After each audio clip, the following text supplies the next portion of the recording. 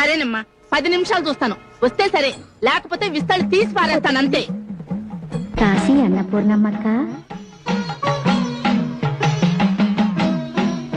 మన అక్క చెల్లెళ్ళ 5గురిని తీసుకుని భవానీ ఇంటికి భోజనానికి రండి.